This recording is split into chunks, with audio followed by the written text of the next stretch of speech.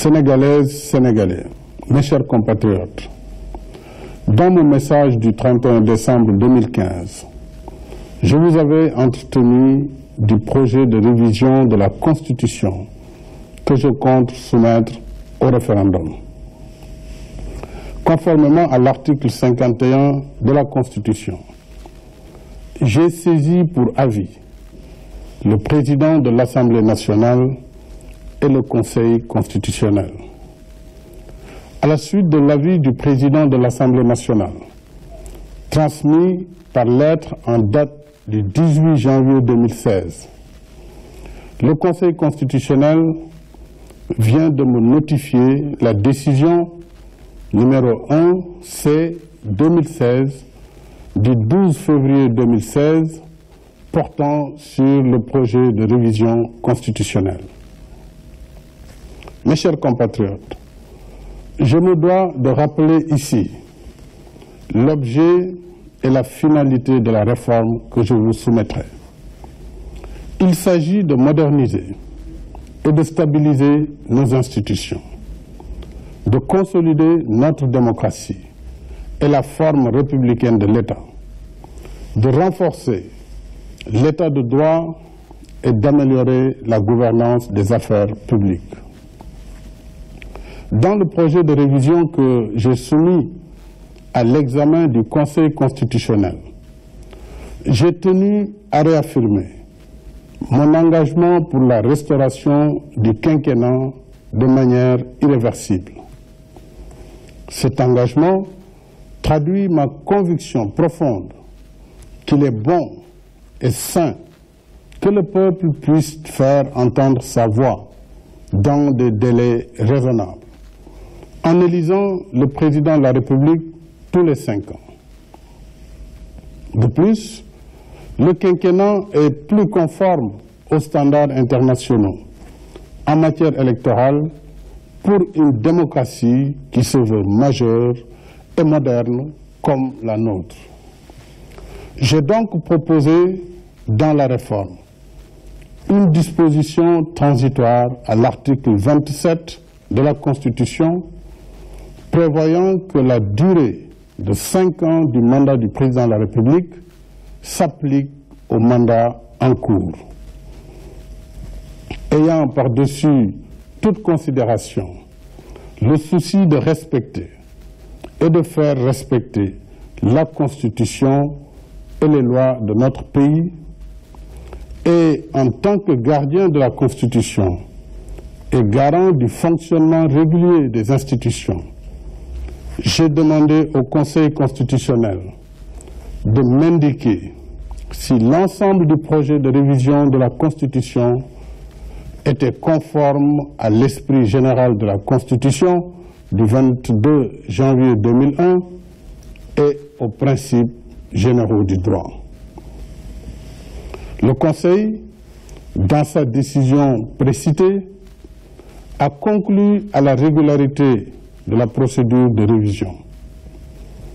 Il a également estimé que le contenu de la révision est conforme à l'esprit général de la Constitution et aux principes généraux du droit, sous réserve des observations qu'il a formulées.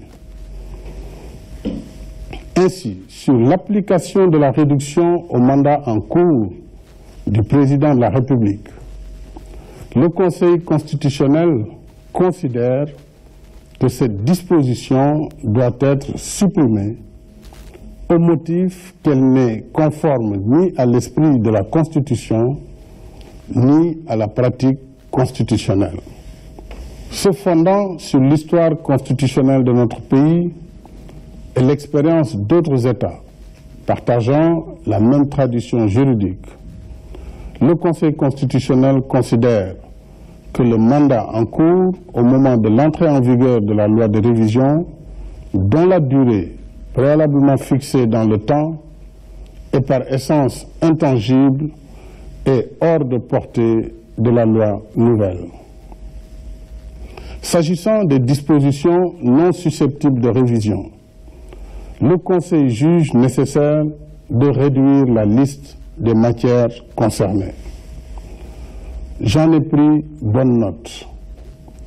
Je ne proposerai donc comme disposition non susceptible de révision dans le texte final à soumettre au peuple que la forme républicaine de l'État, disposition déjà consacrée par la Constitution, le mode d'élection du président de la République, le quinquennat, ainsi que le nombre de mandats présidentiels consécutifs limité à 2.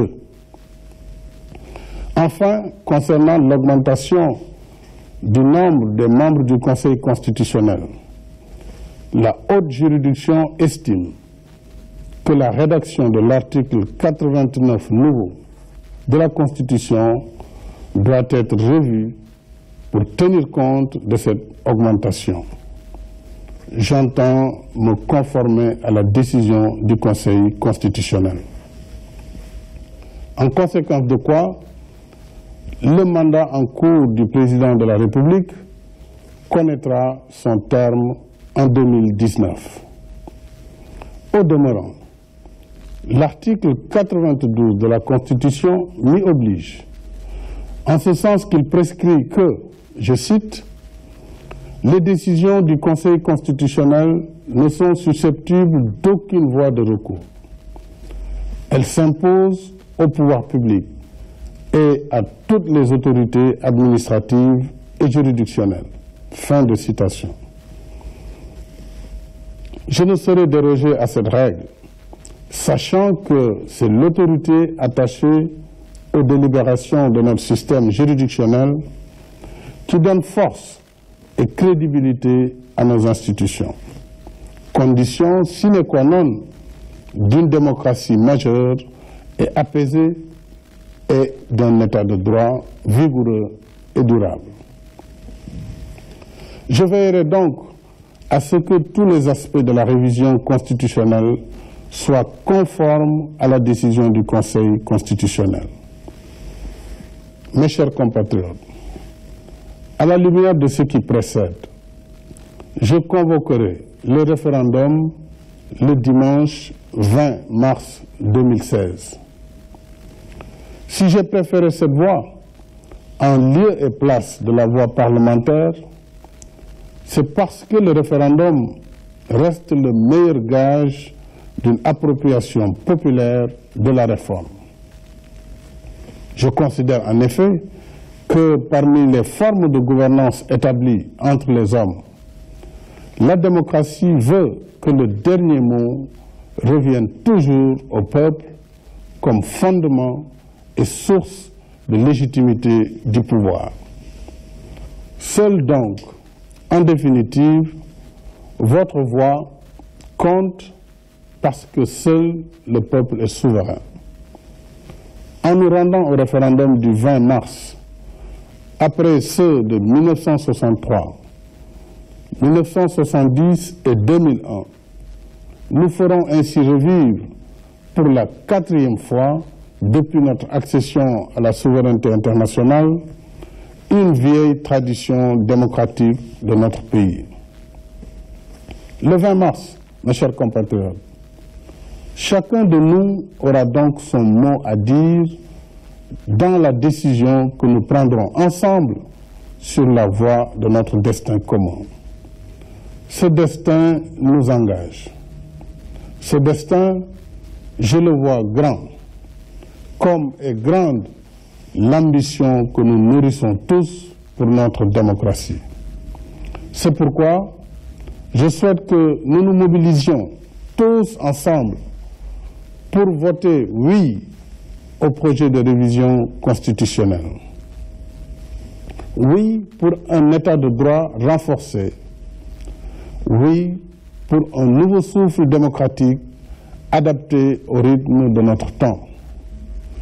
Oui, enfin, pour des institutions fortes, crédibles et stables.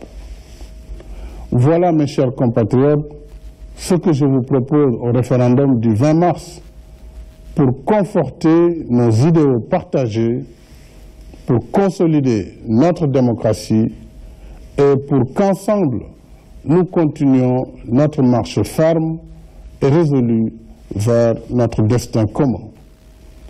Vive la République, vive le Sénégal.